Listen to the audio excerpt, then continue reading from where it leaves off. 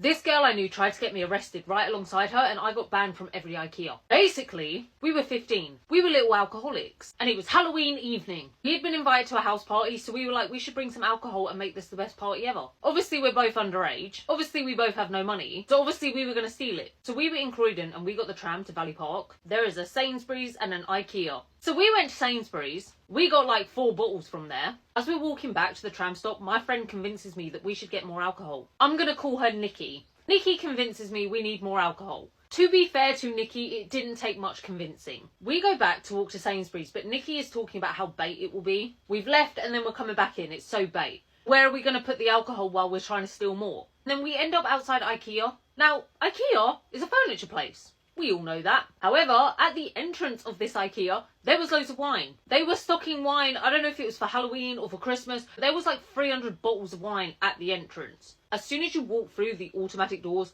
the wine was there. So when you walk in and go around, the exit is over that way. We were very overt little shoplifters. I think overt is the right word. We didn't care, basically. I was the type that I would walk in, grab 2 bottles of wine and walk back out. I learnt the less conspicuous you were, the less you actually got caught. So we took it in turns. There was like this bollard thing outside, like this square rock wall thing that you could sit on. So I would sit there with our wine. Nikki would walk into the entrance, grab a bottle of 2, come back out, and then we'd swap shifts. We got about 6 bottles from there. So I'm like, let's go. We've got 10 bottles. This is more than enough to make a party lit. Do you know what Nikki said? Nikki said, no.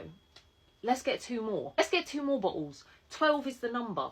Thing is, 12 is actually my lucky number. So getting 12 bottles of wine made complete sense to me. As soon as Nikki said it, I was like, actually, yeah, you're right. So Nikki said she'll get them. She would just go in, grab 2. Nikki walks in. This little snake walks in. In she goes, through automatic doors. I watch her go out of sight. And she takes longer than what she should have. So I'm starting to think, did I miss her? Did she come out of the shop and go to the tram stop without me realising? But then quickly I was like, no, she wouldn't have done that. She then comes out. There is a man following her. And before I even saw his security guard uniform, I knew he was a security guard just by the way he was walking behind her. It was almost like Predator mode, but not quite. Not Predator creepy man mode. Predator security guard I've got you mode. So now I'm sort of panicking and thinking, should I run away? Because she doesn't appear to have noticed this guy, but he is following her. She is coming back to me. And once he gets to me, he's going to see these 10 bottles of wine. We had 1 rucksack. We managed to get 6 in the rucksack, but 4 of them would not fit. I've got 4 bottles of wine out. She's got 2 in her hands. I slowly start to grab the staff to get up and try and be discreetly walk away or run if I have to. Why does Nikki shout, no, it's fine, it's fine?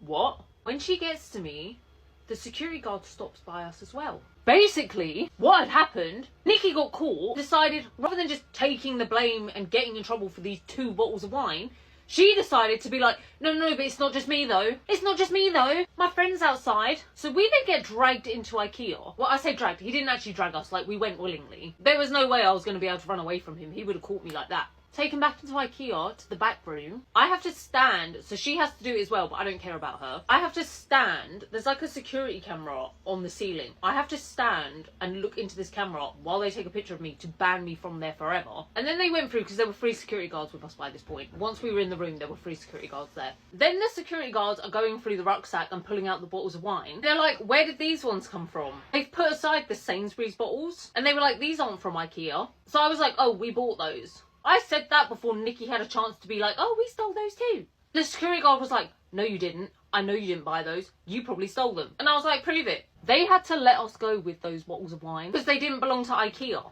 So we got to take those 4 bottles that we had taken from the supermarket. We got to keep them. So they didn't involve police, but obviously I got banned from IKEA forever. But obviously I've been back to IKEA many times since. We got on the tram with these 4 bottles. Needless to say, I didn't speak to Nikki the whole time. And as soon as we got to the party, I made sure everyone knew what she had done. And she was shunned.